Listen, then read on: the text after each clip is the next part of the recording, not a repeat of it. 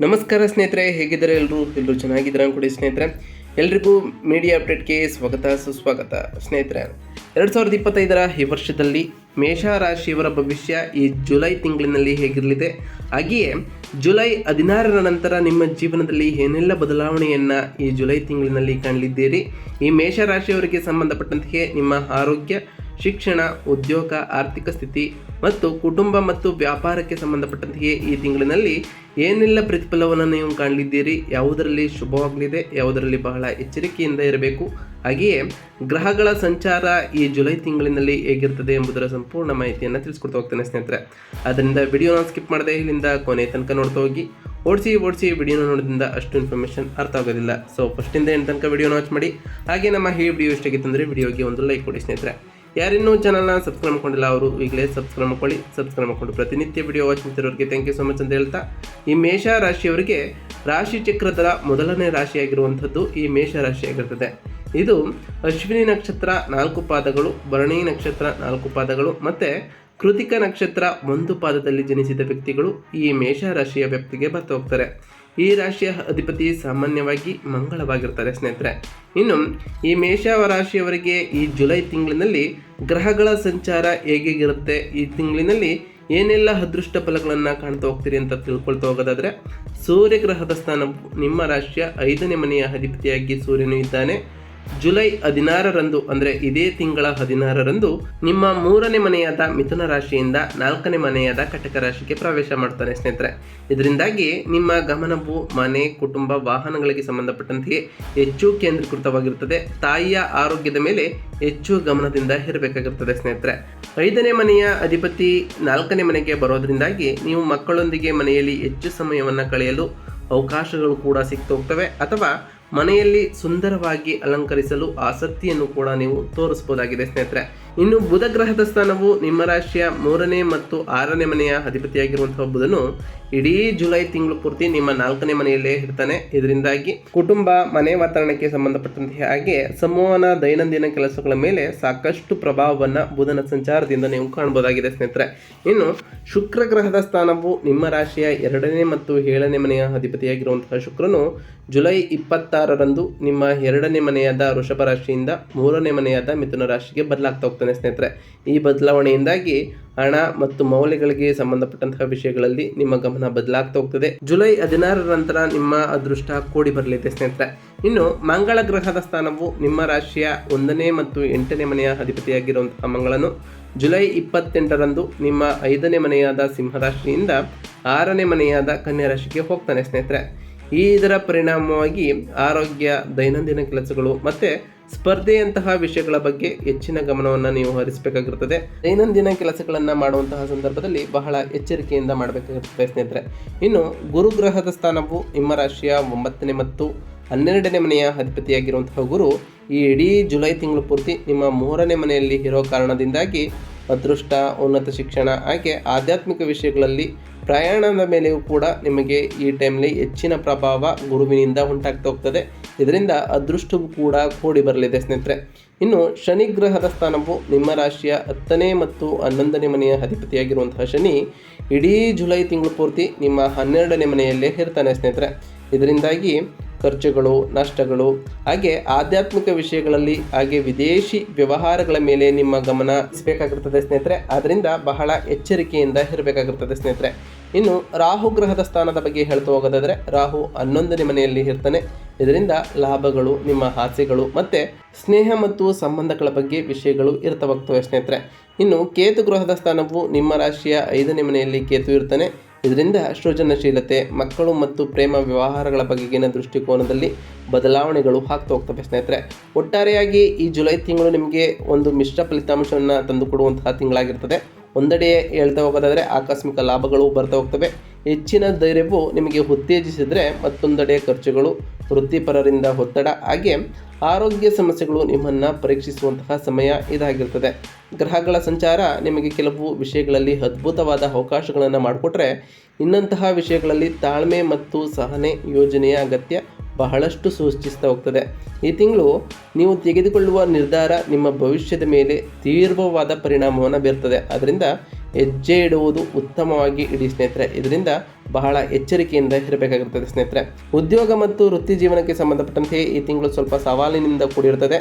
ನಿಮ್ಮ 10ನೇ ಮನೆಯಲ್ಲಿ ಶನಿ 12ನೇ ಮನೆಯಲ್ಲಿ ಇರೋದರಿಂದ ನೀವು ಎಷ್ಟೇ ಕಷ್ಟಪಟ್ಟು ಕೆಲಸವನ್ನು ಮಾಡಿದರೂ ಕೂಡ ಸರಿಯಾದ ಮನ್ನಣೆ ನಿಮಗೆ ಸಿಗೋದಿಲ್ಲ ಸ್ನೇಹಿತರೆ. ಕೆಲಸದ ಹೊರೆ ಹೆಚ್ಚಾಗಿರುತ್ತದೆ. ಮೇಲಾಧಿಕಾರಿಗಳಿಂದ ಒತ್ತಡವೂ ಕೂಡ ಹೆಚ್ಚಾಗ್ತಾ ಹೋಗ್ತದೆ. ನಿಮ್ಮ ಸಹೋದ್ಯೋಗಿಗಳೊಂದಿಗೆ ಸಣ್ಣ ಪುಟ್ಟ ಭಿನ್ನಾಭಿಪ್ರಾಯಗಳು ಉಂಟಾಗುವಂತಹ ಸಾಧ್ಯತೆ ಇರೋದರಿಂದ ವಾದಗಳಿಂದ ದೂರವಿರುವುದು ಈ ತಿಂಗಳಿನಲ್ಲಿ ಉತ್ತಮವಾಗಿರುತ್ತದೆ. ಇನ್ನು ಜುಲೈ 16ರ ನಂತರ ನಿಮ್ಮ 9ನೇ ಮನೆಯ ಅಧಿಪತಿಯಾಗಿರುವಂತಹ ಗುರು 3ನೇ ಮನೆಯಲ್ಲಿ ಇರೋದರಿಂದ ನಿಮ್ಮ ಧೈರ್ಯ ಮತ್ತು ಸಾಹಸಗಳು ಹೆಚ್ಚಾಗ್ತಾ ಹೋಗ್ತವೆ. ಈ ಸವಾಲುಗಳನ್ನು ಎದುರಿಸುವ ಶಕ್ತಿ ನಿಮಗೆ ದೊರೆಯುತ್ತಾ ಹೋಗ್ತದೆ ಸ್ನೇಹಿತರೆ. ಹಾಗೆಯೇ ತಿಂಗಳ ಕೊನೆಯಲ್ಲಿ ಅಂದರೆ ಜುಲೈ 28ರ ನಂತರ ನಿಮ್ಮ ರಾಶಿ ಅಧಿಪತಿಯಾಗಿರುವಂತಹ ಮಂಗಳನು 6ನೇ ಮನೆಗೆ ಪ್ರವೇಶವನ್ನು ಮಾಡೋದರಿಂದ ನೀವು ವೃತ್ತಿಪರ ಶತ್ರುಗಳ ಮೇಲೆ ಜಯವನ್ನು ಸಾಧಿಸ್ತಾ ಹೋಗ್ತೀರಿ. ಉದ್ಯೋಗ ಬದಲಾವಣೆಗಾಗಿ ಪ್ರಯತ್ನವನ್ನು ಪಡುವಂಥವರಿಗೆ ವಿದೇಶಿ ಅಥವಾ ದೂರದ ಸ್ಥಳಗಳಿಂದ ಅವಕಾಶಗಳು ಬರ್ಬೋದು. ಒಟ್ಟಾರೆಯಾಗಿ ಈ ತಿಂಗಳು ತಾಳ್ಮೆ ಮತ್ತು ಪರಿಶ್ರಮದಿಂದ ಕೆಲಸವನ್ನು ಮಾಡ್ತಾ ಹೋದರೆ ತಿಂಗಳ ಅಂತ್ಯದಲ್ಲಿ ಉತ್ತಮವಾದ ಫಲಿತಾಂಶಗಳನ್ನು ಈ ಮೇಷರಾಶಿಯವರು ಕಾಣ್ಬೋದಾಗಿದೆ ಸ್ನೇಹಿತರೆ.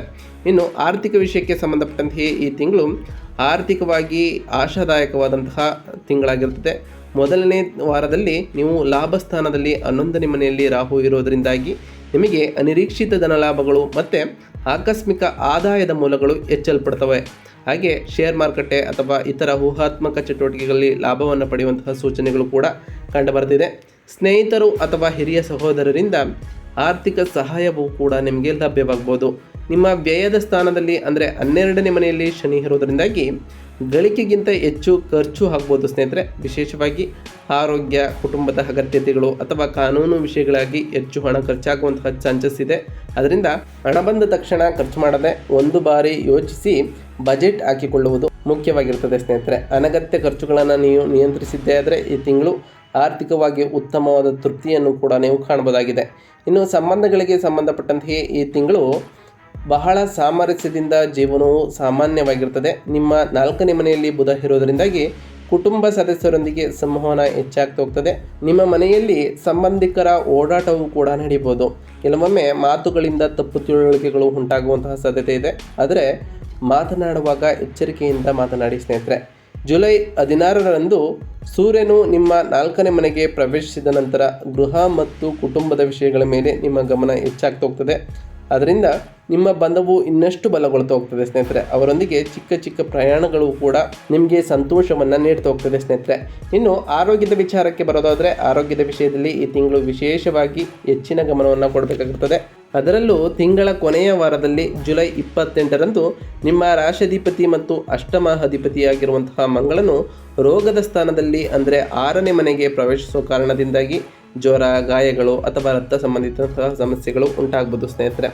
ವಾಹನಗಳನ್ನು ಚಲಾಯಿಸುವಾಗ ಬಹಳ ಎಚ್ಚರಿಕೆಯಿಂದ ಜಾಗರೂಕತೆಯಿಂದ ಚಲಾಯಿಸಿ ಸ್ನೇಹಿತರೆ. 12ನೇ ಮನೆಯಲ್ಲಿರುವ ಶನಿಯಿಂದಾಗಿ ನಿದ್ರಾಹೀನತೆ, ಮಾನಸಿಕ ಆತಂಕ ಮತ್ತು ಪಾದಗಳಿಗೆ ಸಂಬಂಧಪಟ್ಟಂತಹ ಸಮಸ್ಯೆಗಳು ನಿಮ್ಮನ್ನು ಕಾಡ್ಬೋದು. 5ನೇ ಮನೆಯಲ್ಲಿ ಕೇತು ಇರೋದರಿಂದಾಗಿ ಜೀರ್ಣ ಸಂಬಂಧಿತ ಸಮಸ್ಯೆಗಳು ಬರ್ಬೋದು. ಆದ್ದರಿಂದ ಸರಿಯಾದ ಆಹಾರ ಕ್ರಮವನ್ನು ಪಾಲಿಸಿ ಸ್ನೇಹಿತರೆ. ವ್ಯಾಯಾಮ ಮಾಡುವುದು ಮತ್ತು ಅನಗತ್ಯ ಒತ್ತಡದಿಂದ ದೂರ ಇರೋದರಿಂದ ನಿಮ್ಮ ಆರೋಗ್ಯ ಉತ್ತಮವಾಗಿರುತ್ತದೆ ಸ್ನೇಹಿತರೆ.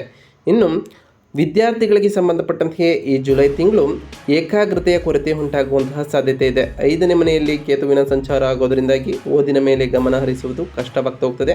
ಆದ್ದರಿಂದ ನಿರೀಕ್ಷಿತ ಫಲಿತಾಂಶಗಳನ್ನು ಸಾಧಿಸಲು ಇಂದಿಗಿಂತ ಹೆಚ್ಚು ಕಷ್ಟವನ್ನು ಪಡಬೇಕಾಗಿರುತ್ತದೆ ಸ್ನೇಹಿತರೆ.